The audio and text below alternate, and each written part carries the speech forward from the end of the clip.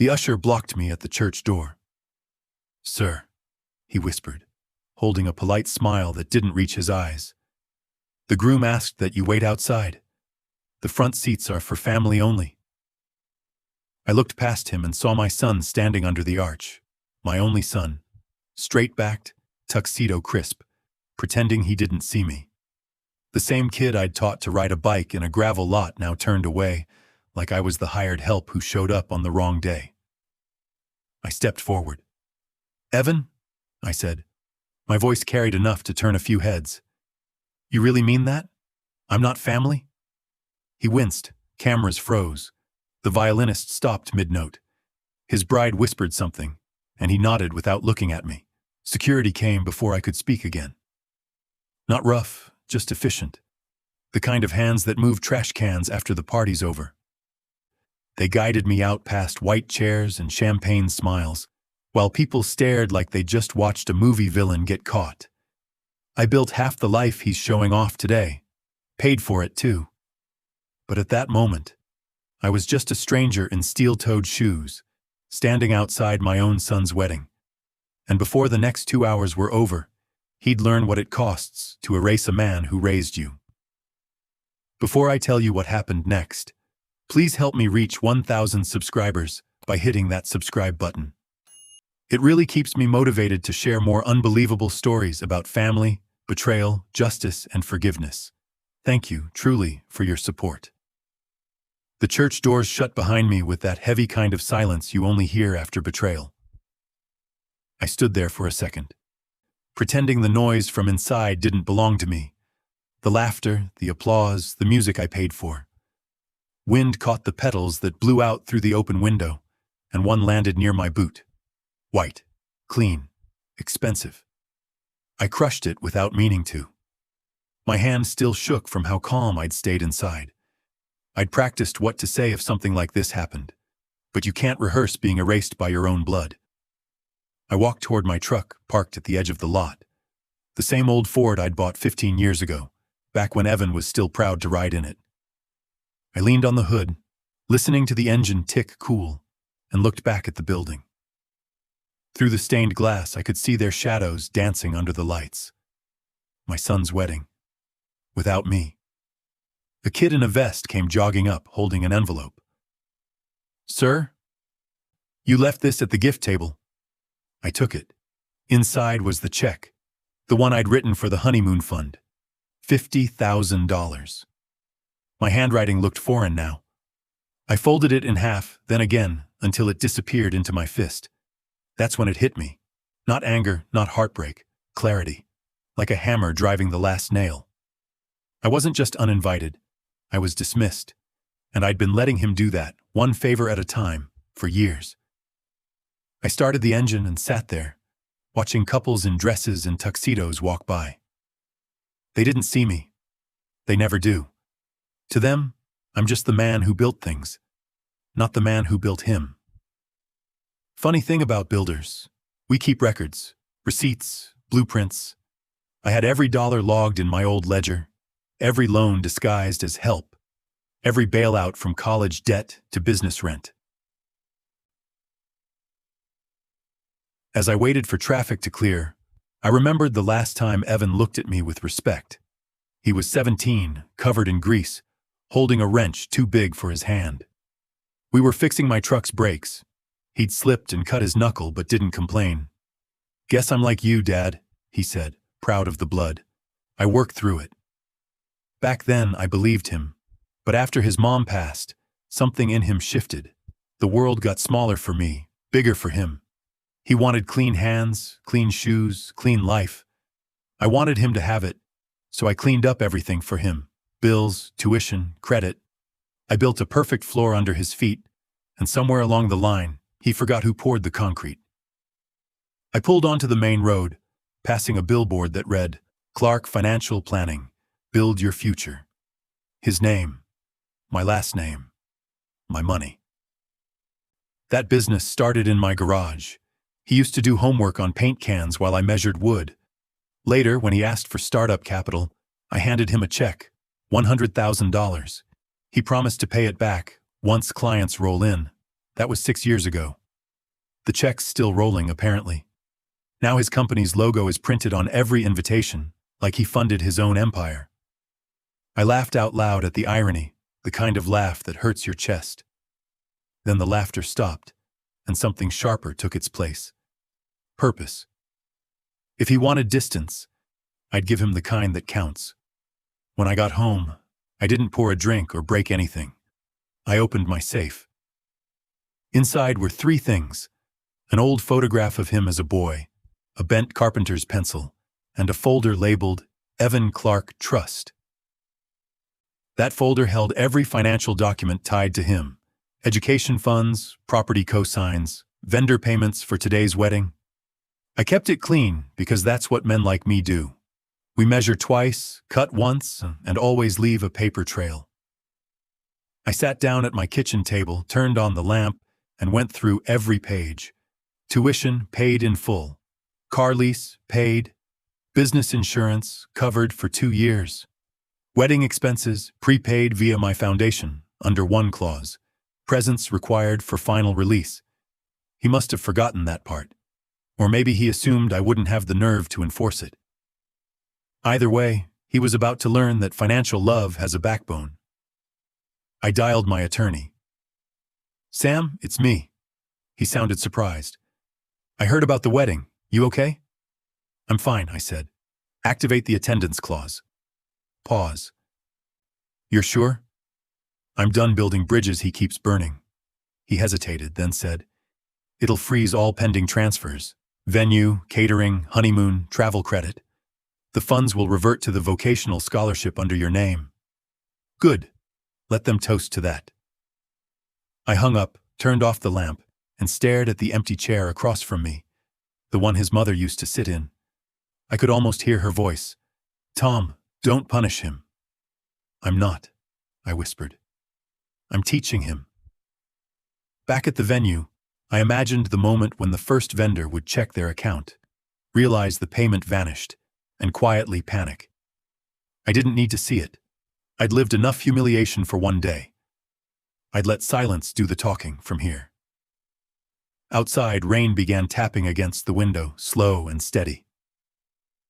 I opened my notebook and wrote the day's entry in small, neat letters. October 14th. Excluded from son's wedding. Love officially unpaid. Then I closed it, leaned back in the chair, and let the storm finish the sentence for me. The next morning, I woke up to 12 missed calls, all from him.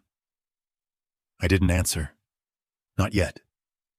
The next morning, sunlight came through my blinds like nothing had happened. But the phone on my counter told a different story. 12 missed calls, 6 voicemails, all from him. I didn't press play. I wanted silence to do what words couldn't. Instead, I brewed coffee, sat at the table, and opened my notebook. Yesterday's entry stared back at me. Excluded from son's wedding, love officially unpaid. Underneath it, I wrote, Phase 2, consequences through calm. I wasn't planning revenge. I was making corrections. By 9 a.m., my attorney Sam called first. "They're panicking," he said. "The venue manager tried to charge your account, but the system flagged the attendance clause. Everything froze. Catering, rental, photo, music." I took a slow sip of coffee. "Good. Leave it that way." "Tom, the groom called here too. He's trying to fix it privately. Should I answer?" "No. He made it public when he made me walk out." Silence hummed between us, the kind that only people with shared decency can hold. "You sure you're okay?" Sam asked finally. "I'm more than okay," I said. "I'm consistent." At 9:32, the first voicemail played itself, his voice cracking under politeness. "Dad, it's me. There's been some mix-up. The vendors say payments bounced. Paige's parents are concerned. Can you call me? We'll fix this." Another one followed, less polite. "I don't know what you did, but this is my wedding, Dad. You can't just pull the rug under everyone." Then a third, quieter one. "Please, they're asking questions I can't answer." I stopped listening. You can't teach gratitude through sound. You teach it through silence. At noon, a black SUV pulled into my driveway. Through the blinds, I saw Evan step out, still in the same suit from yesterday. Wrinkled now, eyes tired, the golden boy finally looked human. He didn't knock, just stood at the door like a salesman trying to sell regret. I opened it halfway. "Morning," I said. "Dad, what did you do?" "What you asked me to," I said evenly. "I stayed out of it." His voice cracked. "Everyone's furious. The vendors are pulling out. The guests are talking. Paige's dad says we might be liable." "Liable?" I said. "For hosting a wedding you didn't pay for?" He blinked, confused, like a child caught stealing but not yet realizing why it's wrong. "I put conditions on the funding," I explained. "They were clear. Attendance required for final release. You excluded me. The clause executed itself." "That's insane." "No," I said. "That's accountability." He stepped closer, lowering his voice. "Do you know how embarrassing this is? People are posting about it. Paige's family thinks we're broke." "Then tell them the truth," I said. He frowned. "Which is?" "That you married into money built by a man you erased to impress them." The words hung between us like wet cement, heavy, setting fast. He opened his mouth, then closed it again. His pride was loud, but his math was off. "I was going to call you later," he muttered, pacing. "I just didn't want tension during the ceremony." "You didn't want contrast," I corrected. "Blue collars don't look good next to tuxedos." "That's not fair." "No," I said quietly. "It's exact." He rubbed his temples. "Dad, can you just release the funds? Please, I'll pay you back." I almost laughed. "With what? Your company credit card? The one I co-signed?" Color drained from his face. He'd forgotten that too. "Every account tied to my name froze the moment the clause triggered," I said. "Which means no new loans, no transfers, and no luxury honeymoon unless you pay cash. And since you don't have any—" He cut me off. "Stop, please, I get it, okay? You're proving a point." "I'm proving a boundary," I said. "Big difference." He stared at me for a long moment, then said something I didn't expect. "You humiliated me." The honesty almost made me respect him again. "Good," I said. "Now you know how it feels." He blinked, stunned. "You think this is justice?" "It's not justice, Evan. It's reflection. A mirror doesn't humiliate you. It just shows what you've become." He turned away, hands shaking, jaw tight. For a second I thought he might throw something, but he didn't. He just breathed, shallow and fast, then muttered, "You always have to control everything." "No," I said, calm as stone. "I just stopped paying for the things that destroy you." He left without another word. The SUV tires screeched against the gravel. I stood there watching dust rise where he used to stand as a kid, holding a toy hammer, pretending to help me build decks. Inside, I found the old ledger notebook on the counter, open to a page marked Education Expenses. I ran my finger down the columns, every line item a small mercy forgotten. At the bottom, I added a new one in red ink.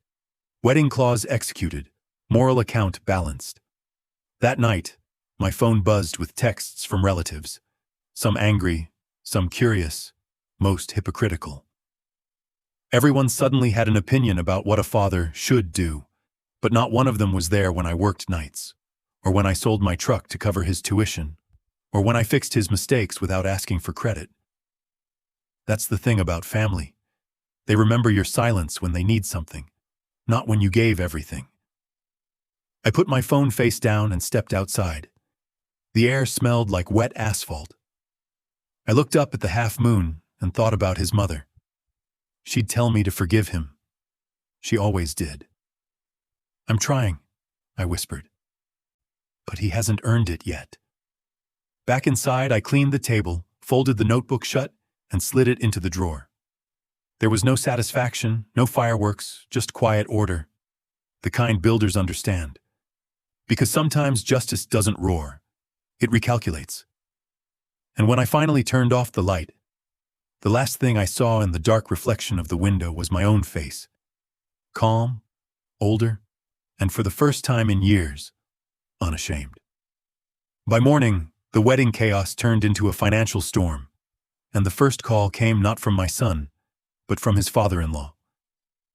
The next day, Sunday morning, I was already awake before sunrise. I didn't sleep much, not from anger, but from focus. My phone was still buzzing on the counter, lighting up with new messages from Evan and a few unfamiliar numbers. Probably Paige's parents. Probably the venue. Probably everyone who had finally realized who had been holding the strings of their perfect little show.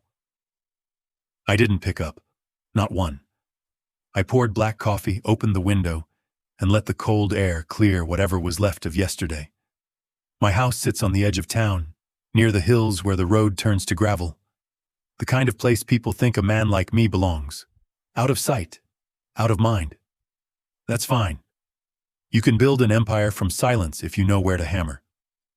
By 7 a.m., my attorney Sam texted. Sam. The Redwoods are trying to contest the clause. Their accountant says it's unethical. Me. Tell them ethics are printed right above the signature line they ignored. Then I called the bank. Not in fury, but precision. Good morning, this is Tom Clark. I need to review all active accounts under Clark Financial's secondary trust.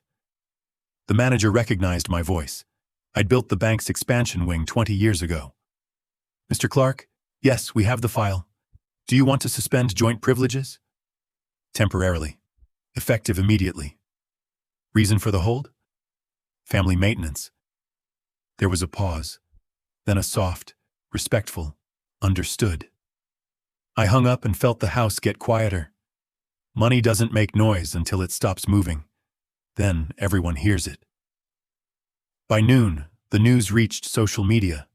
Not headlines, just whispers. A few guests had filmed short clips during the wedding chaos when the vendors started packing up. Half the food gone, the lights dimming, the bride near tears. Some captioned it, "Groom's dad cancels payments mid-wedding." I didn't comment. I didn't defend myself. Let people believe whatever made them click, but I saved every video. Documentation is protection. Around 2 in the afternoon, my front gate creaked. I knew that sound.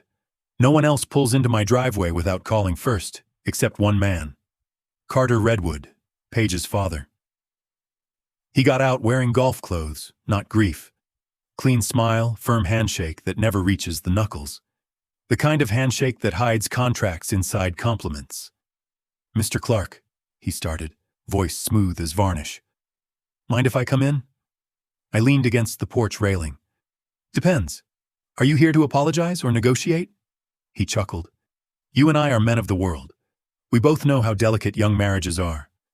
I'm just here to smooth things out before this turns into unnecessary drama. Drama? I said. Your daughter's in tears, my son's reputation is shredded, and half the city thinks I ruined a wedding. I'd call that necessary reality. He spread his hands. Look, Evan's a good kid. Ambitious. Proud. But maybe he miscommunicated. I'm sure he didn't mean to insult you. Pride isn't miscommunication, I said.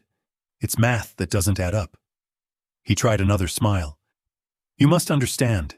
Paige's mother is very particular about appearances. These events are social investments. Sometimes the older generation doesn't fit the... Stop right there, I said. My tone flattened. No louder than a breath, but sharper than any shout. You're talking to the man who paid for that investment. I built the appearance your daughter married into. I don't need lessons on how to fit inside it. For the first time, his face changed. Small twitch near his mouth. I'd seen that look before. Same one I saw on clients who realized the guy in the work boots owned the land under their project. He cleared his throat. Well, still, this situation can't look good for any of us. If you release the funds now, I'll make sure no one in our circle... There's your problem, Mr. Redwood, I said, cutting him off. You think circles matter? I deal in squares, blueprints, foundations, corners that hold weight. My life isn't a cocktail loop. I turned to go back inside. He spoke faster, losing polish. You're really going to ruin your son's marriage over some pride clause? I stopped at the door. No. I'm going to let him build his marriage without borrowed money. That's called foundation testing. Then I closed the door. Inside, the silence felt different. Not empty, balanced. I poured another cup of coffee and looked at the photo on the mantel. Evan, at 6 years old, standing beside me with a tiny hammer. We'd just finished his first birdhouse. He'd painted it crooked, proud as a king. I whispered to the frame, "Where'd you go, kid?" Evening came with rain. The world outside turned silver. I sat at my desk, opened my old ledger notebook, and added a new section labeled Reclamation. I listed each major payment that would revert to me within 30 days after the clause execution. Then, at the bottom, a note. Allocate recovered funds to Trade Scholarship Foundation. Dedicate to single fathers raising sons alone. That last line steadied me. Justice without bitterness. That's the part most people forget. At 8:47 p.m., another call buzzed through. Evan again.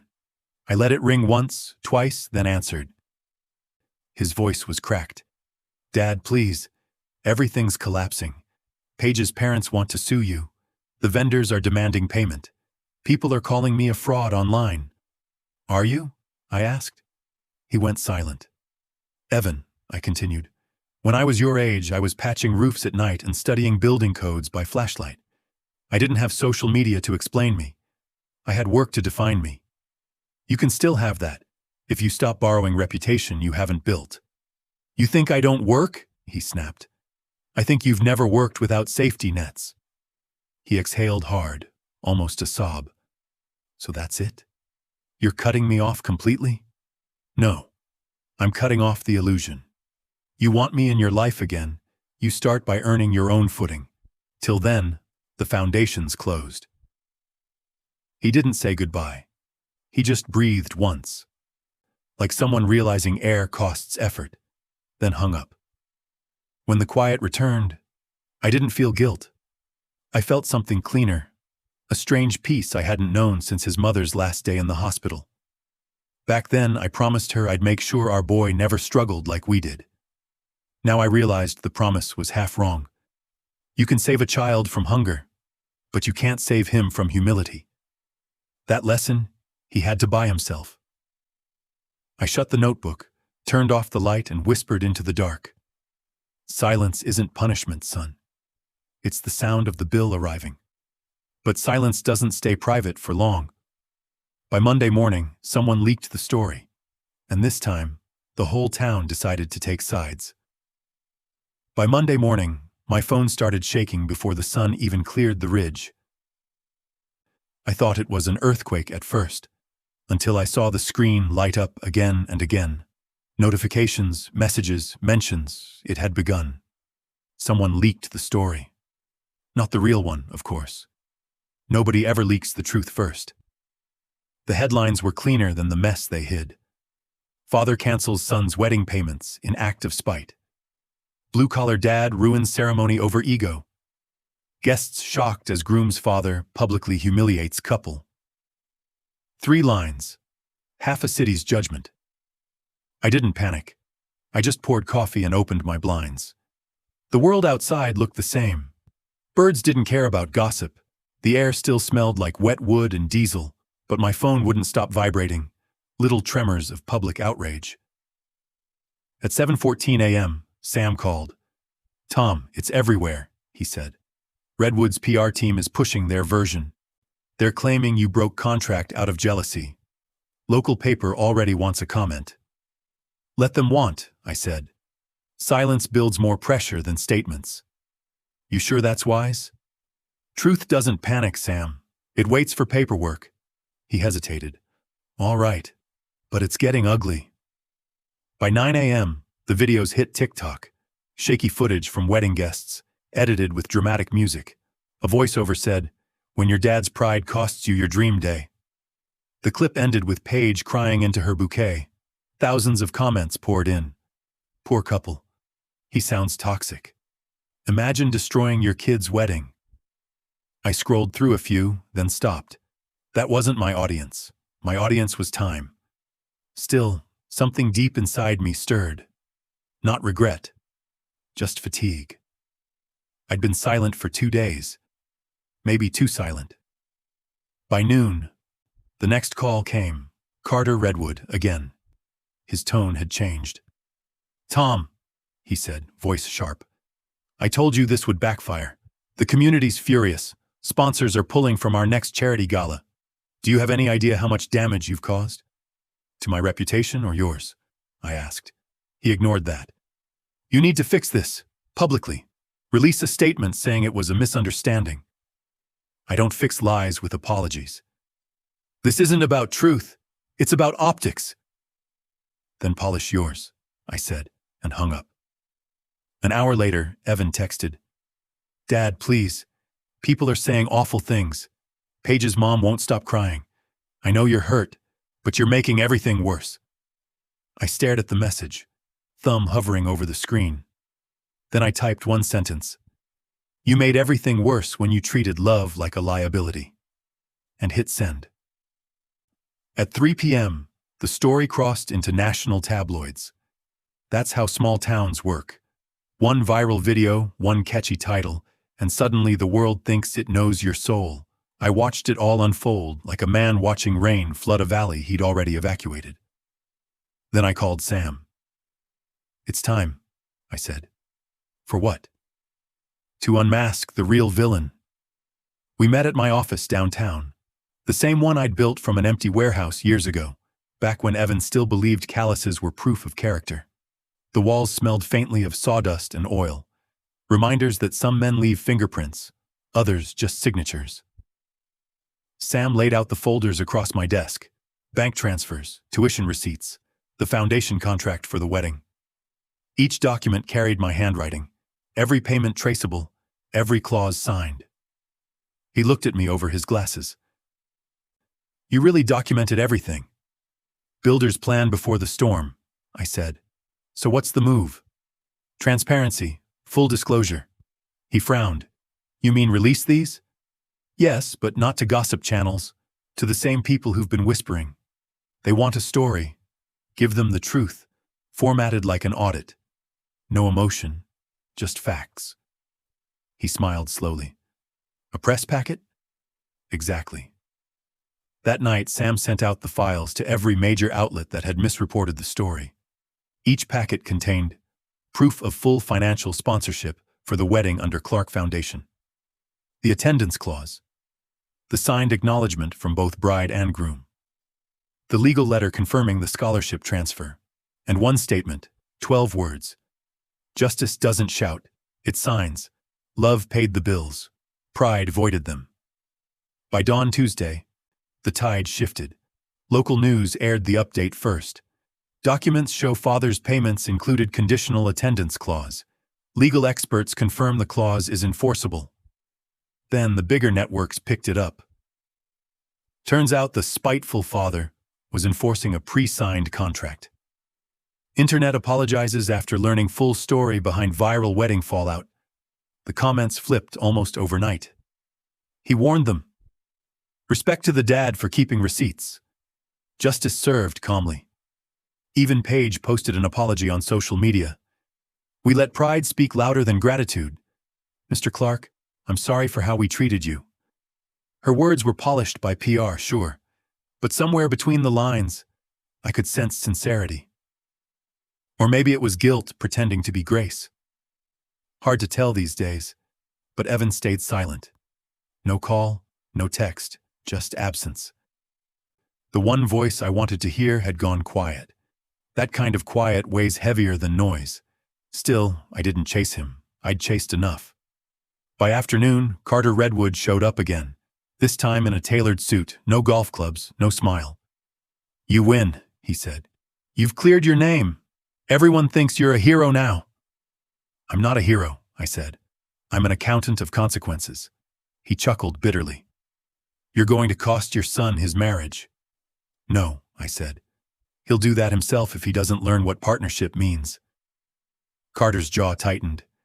You know, you could have solved this quietly. I tried, I said. You called it weakness. He didn't have a comeback. He just walked away, muttering something about class and character. 2 words he'd never met in person. That evening, Sam called again. You did it, he said.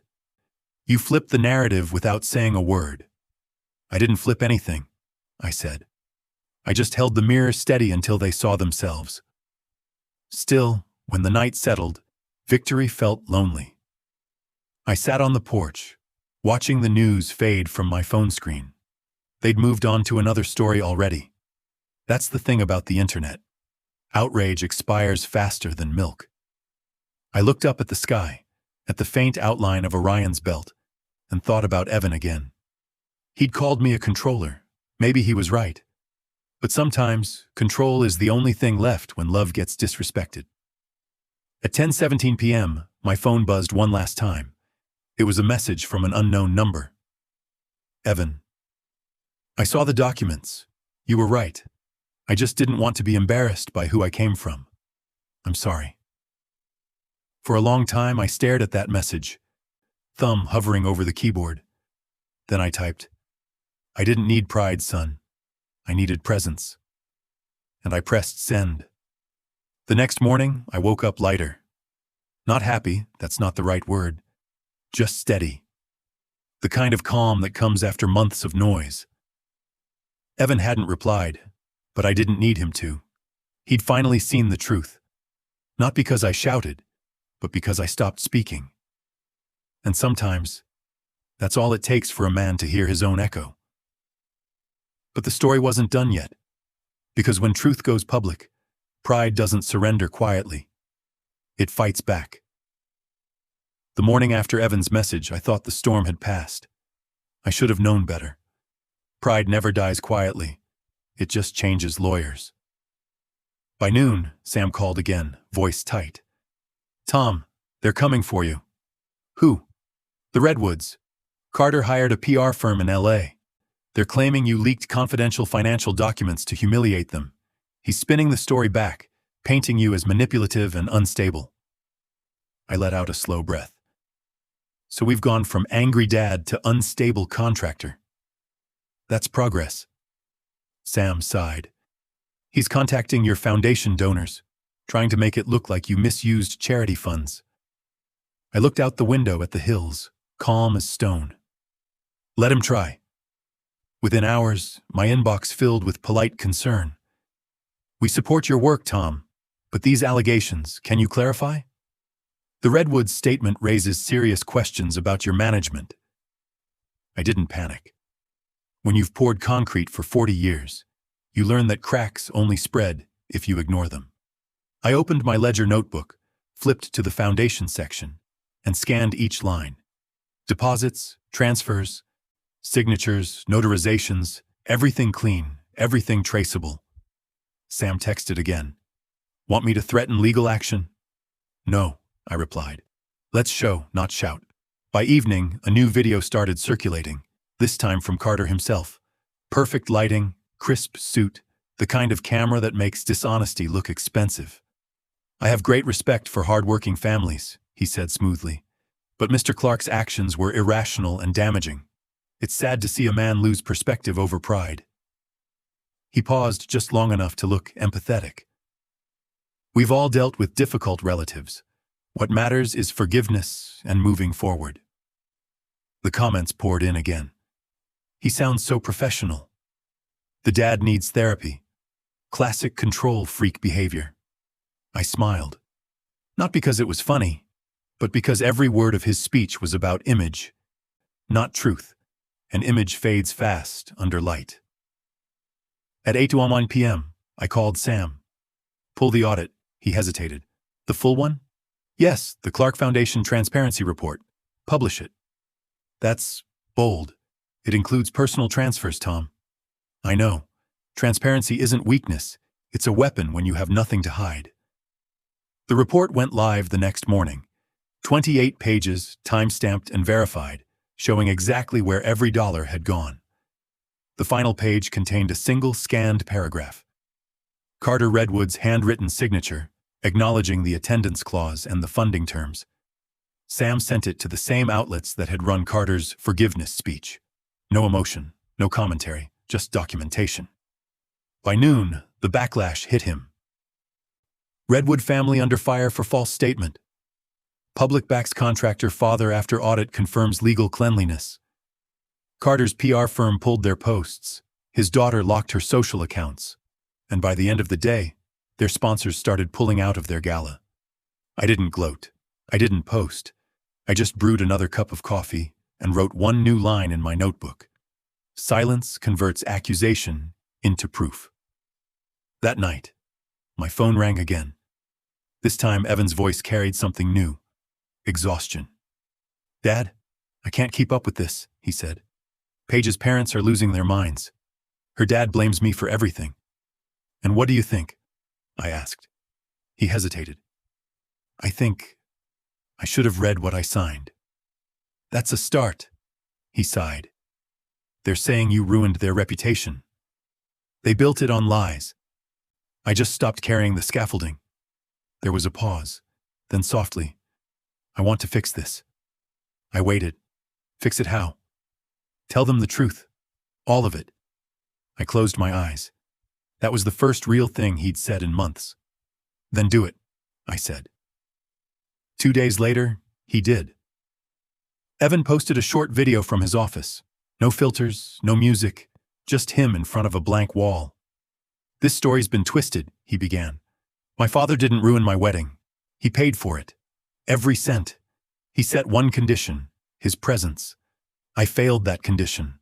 The contract executed exactly as it should. My father taught me accountability. I forgot that lesson, and this is the price." He paused, his voice cracking. "Dad, if you're watching this, I'm sorry. Not for the money, for making you invisible at my biggest moment." The clip went viral within hours. Not because of me, because vulnerability travels faster than pride ever can. That evening, Sam called again, his voice lighter. "You see this? He just saved your foundation's reputation single-handedly." "He saved his own soul first," I said quietly. Sam chuckled. "You sure you're not going to make a statement?" "I already did," I said. "It's written in ink." For the first time in weeks, my phone went quiet. No reporters, no angry texts, just peace.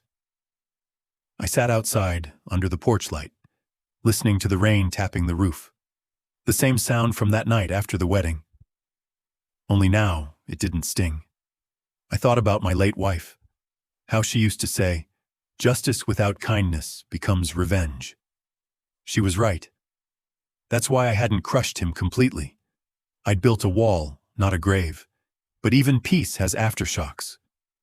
The next morning, I received an envelope in the mail, embossed, gold-trimmed, from the Redwoods. I almost laughed.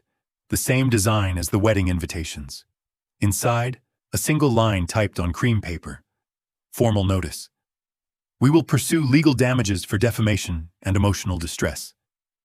At the bottom, Carter's signature, this time trembling. I folded the letter neatly and placed it beside my coffee. Then I dialed Sam. He answered on the first ring. "You got it too?" "Yep," I said. "Let them file. The truth's already public." He exhaled a laugh. "You're enjoying this?" "No, I'm just watching gravity work." By Friday, the lawsuit didn't happen. Their lawyers pulled out quietly once they realized discovery would expose their emails. That's the problem with lies. They look good in private, but ugly in evidence. That night, Evan called again. "Dad?" "Yeah?" "They dropped it. The whole thing." "I know." He paused. I quit the firm. I'm going back to school." "To study what?" "Construction management." I smiled before I could stop myself. "So you're coming full circle?" "Guess so. I figured I want to build something real. Like you did?" For the first time, his voice didn't sound like a performance. It sounded like home. "I'll help you," I said. He chuckled softly. Thought you were done funding me. Helping isn't funding, I said. You'll earn this one. He was quiet, then whispered, Deal. Later, as the night settled, I walked into my garage. Dust caught the light from a single hanging bulb. My old tools sat in their places like loyal dogs, silent, sturdy, waiting. I picked up a hammer, the same one I'd taught him with. My fingers fit it like an old handshake. Welcome back, kid, I murmured to the air. When I closed the door and headed inside, I didn't feel like a man who'd won. I felt like a man who'd finished a project. Every nail driven, every corner squared. Justice done. Not by noise, not by hate, by proof, patience, and the kind of love that builds boundaries instead of walls. But before the dust could settle, one final twist waited. The wedding video. Someone had recorded the moment that changed everything. 3 days after the lawsuit threat vanished, the quiet felt permanent. Too permanent. Until my phone lit up again. This time it wasn't reporters, lawyers, or my son. It was a name I hadn't seen in years. Jake Monroe, a local videographer I'd hired once for a foundation fundraiser. Tom, I think you should see something, his message said. It's about the wedding. I hesitated for a moment, then tapped the video file. The first frame stopped me cold. A slow pan across the ceremony, sunlight bleeding through the stained glass, violins whispering in the background. Then the moment everyone had seen. Me walking down the aisle, Evan stepping forward, his hand raised, not to hug me, but to block me. But this version was different. Jake's camera had been positioned behind the altar. You could hear everything. Dad. Evan's voice came clear, nervous. Please, not today. And then, the bride's mother whispered to him, unaware of the camera mic. Tell him to go. The guests don't need to see a construction worker in our pictures. A pause. Then Evan swallowed and said, Please, not today. The crowd's hush. My reply, calm but cutting. You're asking me to leave my own son's wedding. Gasps. The usher's hesitation. The silent nod from Carter Redwood. And then me, turning, walking out. The video cut to me outside, through the glass doors, standing under sunlight, like a man exiled from his own story. Jake's caption read, Full audio of the viral wedding, context they didn't show you. By noon, that video had over 2 million views. The internet, in its infinite whiplash, flipped again. Now the comments said, He didn't ruin the wedding, they did. The father was calm the whole time. Imagine kicking out the man who paid for your vows. And the best one, justice doesn't shout. It signs. Someone had turned my phrase into a hashtag. Sam called me within an hour. Tom, the video's everywhere. You're trending nationally. They're calling it the wedding clause case. I couldn't help but laugh. Guess every builder leaves a landmark somehow? He chuckled, then turned serious. This video, Jake says he'll transfer copyright to you if you want it down. No, I said. Let it breathe. That's the truth everyone ignored. Let them watch it. By afternoon, the Redwoods had vanished from public view. Their accounts went private. Their firm website quietly removed Carter's biography. And Evan, he called again. This time his voice was steady but low. Dad, I saw the video, he said. I don't even recognize myself. That's what pride looks like when someone else holds the camera, I said. He sighed. You didn't deserve that. None of it. I know. I wish Mom were here to see you handled it like this. She'd tell me to soften, I said. She'd tell me to grow up. For the first time, we both laughed at the same moment. That small, cracked laugh that lives somewhere between grief and relief. That evening, my foundation inbox filled with messages from strangers. Fathers, sons, even a few mothers. Stories poured in. People disowned, misunderstood, quietly carrying the weight of love unpaid. I read each one slowly.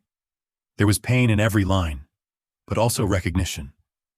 Like the country had been waiting for someone to say out loud that respect can't be bought with money, only earned with memory. Later that night, the local news invited me for an interview. I almost declined, but Sam convinced me. "Tell it your way," he said. "Not angry, not defensive, just you." So, I went. Camera light, microphone, that sterile newsroom smell of makeup and dust. The reporter, polite but curious, leaned forward. "Mr. Clark, the internet calls you the quiet justice dad.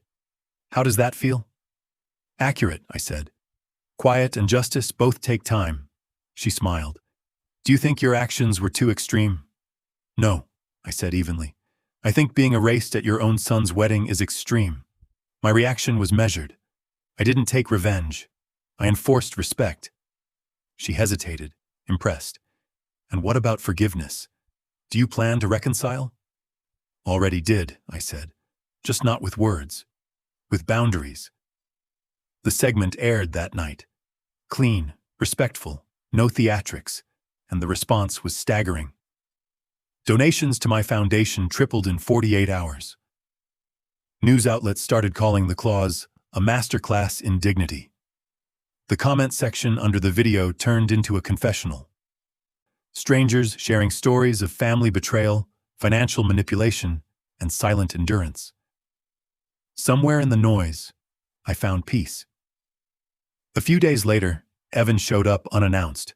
No cameras, no suit, just jeans and a flannel, his old self, buried under all that borrowed polish. He stood at the porch, hesitant. "Mind if I come in?" I nodded. "Always." He walked in like the house remembered him. The air shifted, warmer. He glanced around, eyes landing on the framed photo of him as a kid with that crooked birdhouse. He smiled weakly. "You still kept that thing?" "Didn't have the heart to throw it away." He looked down. "I've been thinking a lot about Mom. About how she used to say you were the kind of man who never shouted, but everyone still heard you." "She gave me too much credit," I said. "No," he replied softly. "I just didn't know how to listen." We sat at the table, the same one where I'd written the first clause. He pulled an envelope from his pocket and slid it toward me. "What's this?" I asked. "My repayment plan," he said. "For every cent you covered. I want to start clean." I looked at the envelope but didn't open it. "Keep it," I said. "That's not the debt you owe," he frowned. "Then what do I owe?" "Presents," I said. "The kind you can't wire or refund." He nodded, eyes wet. "I can do that."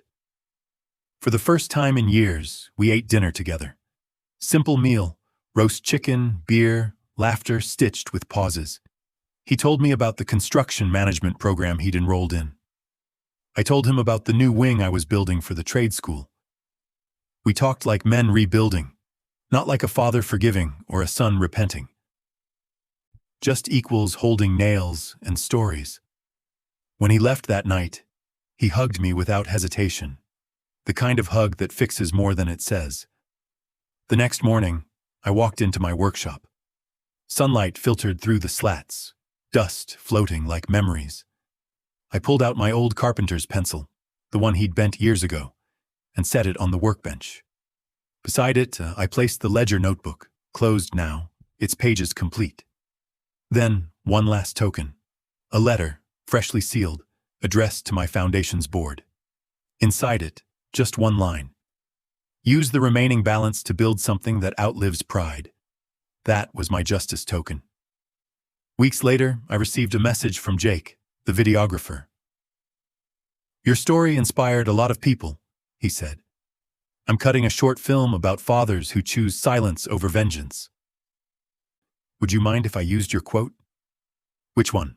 I asked. "The one everyone's repeating. Justice doesn't shout. It signs." I smiled. "Use it, but add one more line after it." "What line?" "And forgiveness is the ink." That night I drove past the same church where everything began. The lights were off, the doors locked, but for the first time, it didn't look like a place I'd been cast out of. It looked like a finished project. Rough edges sealed, structure standing strong. I parked for a minute, rolled down the window, and whispered into the quiet street. "Rest easy, love. I kept my word." Then I drove home, the road stretching ahead, clean, steady, endless. But even after justice, there's still one test left. How do you build peace with the same hands that once built anger? Peace doesn't arrive with applause. It arrives quietly, the kind of silence that doesn't demand anything back. 2 weeks had passed since the video dropped. The chaos that once filled every corner of my life had vanished. Reporters stopped calling, neighbors stopped whispering, and the town found new gossip to feed on. My mornings went back to how they used to be. Coffee at 6, workshop at 7, reflection by 8. Same rhythm, same hands. But something fundamental had changed. Evan started showing up again. Not for apologies, not for explanations, just presence. He'd pull up in his old truck, step out with 2 coffees, and walk into the workshop like it was the most natural thing in the world. Sometimes he'd help measure boards, sometimes just hold nails and hum while I worked. Other days, he'd cut the wrong plank twice and curse under his breath, just like when he was 10. We didn't need words to say what we'd already forgiven.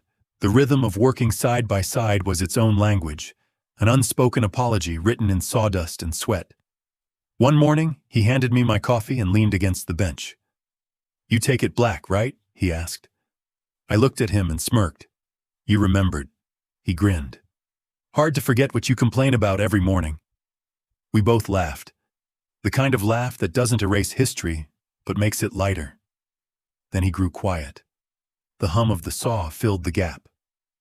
After a long pause, he said, "You know, I used to think you were hard on me because you wanted control." "And now?" I asked. "Now I think you were hard on me because you didn't want me to break the same way you did." I met his eyes for a moment, then nodded. Maybe both are true. He smiled faintly. "I get it now. Boundaries aren't punishment. They're structure." I chuckled. "Took you 30 years to figure that out?" "Hey," he said with a shrug, "some of us are slow learners." That line broke something loose inside me. Not pain, but pride. The kind that doesn't need a trophy, just acknowledgement. Later that week, my phone rang. It was Paige. Her voice trembled like someone walking barefoot over broken glass. "Mr. Clark," she said, "I just wanted to tell you I was wrong. About you, about that day. I was raised to think class was something you're born into. But you showed me it's something you build." I didn't say much, just listened. Before hanging up, she added, "We're planning a small dinner. No photographers, no press, just family. We'd love for you to come." I hesitated. "If this is about closure, Paige, I already have mine." "It's not closure," she said softly. "It's about family." That Saturday, I went. No tuxedos, no speeches, just a quiet dinner table in their backyard. Evan, Paige, her parents, and me. The redwoods looked different out of their suits. Not smaller in stature, but in presence, like the air around them had deflated. Guilt can do that. It trims people down to their true size. We ate in silence for a while. Then Carter cleared his throat, his fork trembling slightly. "Tom," he began, "I owe you an apology." I looked at him, steady, saying nothing. "I judged you before I met you," he continued. "And worse, I taught my daughter to do the same. I thought money was the measure of class. You proved me wrong." I didn't rush to respond. Some apologies deserve stillness, not replies. Finally, I said, "People make mistakes when they confuse image with worth. I've made that mistake too." He nodded, eyes low. "You ever think about how much pride costs?" "Every day," I said. He smiled faintly, the first genuine thing I'd ever seen from him. After dinner, Evan walked me out to my truck. The night was cool, stars hanging low. Crickets filled the pauses between our sentences. He leaned against the fender, hands deep in his pockets. "Dad," he said quietly, "I know you already forgave me, but I need to say it anyway." I waited. I'm sorry for how I treated you. I was scared of being seen as less. Turns out, pretending you didn't exist made me smaller. I studied him, the man he'd become, standing on ground I'd once poured for him with my own hands. Son, I said, forgiveness isn't a transaction. You don't buy it, you grow into it. You're doing that now. His eyes glistened. Thanks for not giving up on me. I smiled, placing a hand on his shoulder. Thanks for finally showing up. We stood under the porch light, the glow soft on both our faces. Neither of us spoke. The silence wasn't heavy anymore. It was full. Full of everything we hadn't been able to say before. When I got home that night, I walked into the workshop one last time. The tools sat neatly in their places. The bench still dusted with saw shavings from our morning project. I reached for the old carpenter's pencil, the same one that had marked the beams of my first house, the same one that had survived every storm in my life. That pencil had drawn more than lines. It had drawn my son back to me. For years, I believed justice was about evening the score. Now I understood. Justice ends where peace begins, and peace isn't passive. It's a choice you make over and over until the noise inside you finally learns to rest. Before heading to bed, I made one final note in my ledger notebook. Forgiveness delivered. Balance closed. Boundaries remain. Then I sat on the porch, the night air warm and quiet. The stars looked steadier than they had in months. Somewhere in the stillness, I could almost hear her voice, my wife's, soft and certain. You did good, Tom. You built him right in the end. And for the first time in a long while, I believed her. Some stories end with justice. Mine ended with understanding. That love repaired is stronger than love protected, because protection builds walls, but forgiveness builds bridges. Some stories end when the gavel drops. Mine ended when my son came home, and I realized that forgiveness doesn't erase pain, it transforms it. Peace isn't the absence of noise, it's the moment you stop needing to win. Months passed since the night Evan and I stood under the porch light. Two men finally learning how to speak the same language without shouting. The scandal, the headlines, the court threats, all gone now, washed away like chalk after rain. What remained wasn't victory. It was quiet understanding. Every Sunday, he still drives up that gravel road. I hear his truck before I see him. Same squeaky brakes, same 2 coffees. He doesn't knock anymore. He just walks in and calls, "You still take it black, right?" And I always answer, "Still bitter, still strong." We work together in the shop. I don't give instructions anymore. He doesn't need them. He measures twice, cuts once, and cleans the sawdust before it piles. We work slow, steady, like men making peace through muscle memory. Sometimes we talk about the past. Sometimes we don't. The silence between us isn't awkward anymore. It's steady, like the sound of nails driven into firm wood. Once, he said, "You know, Dad, I used to think forgiveness meant pretending it never happened." I looked up from the workbench. "No, son. Forgiveness means remembering it happened and choosing not to make it happen again." He nodded, quiet for a long time, then said, "Guess I'm finally learning how to do that." Paige visits too. She brings pie, casseroles, and way too many questions about whether I'm eating right. She's softer now, different. Not the same woman who once measured worth in invitations and wine glasses. One evening, she stood in my kitchen, looking around. "It's smaller than I imagined," she said. I smiled. "Everything looks small when you've lived big for too long." She nodded, tears in her eyes. "I used to think I married up, but I think I just married wrong first. Wrong in the heart." I didn't answer. Some realizations sound truer when they echo without reply. A few weeks later, Evan handed me a sealed folder over breakfast. Inside was the certificate for a new business license, Clark & Son Construction. He grinned. It's not yours, and it's not mine. It's ours. I didn't say a word, just reached out, shook his hand, and saw something in his eyes I hadn't seen in years. Gratitude without guilt. That handshake closed a chapter no lawyer could ever write. The world, of course, moved on. Viral stories fade fast. But every now and then, someone stops me in town, at the hardware store or the coffee counter, and says, "You're that quiet justice guy, right?" I always smile. Used to be, I tell them. Now I'm just a dad who finally learned when to stop talking. On the 1-year anniversary of the wedding, Evan came by early. He placed a small wooden box on my table and said, "Open it." Inside was a carpenter's pencil, straight and smooth, engraved with, "Justice doesn't shout, it builds." He laughed. "Guess I'm stealing your line." "Then steal it proudly," I said. "You've earned it." We spent that day working quietly in the yard. No music, no distractions. Just the sound of hammer and wood, the rhythm of men rebuilding what ego once broke.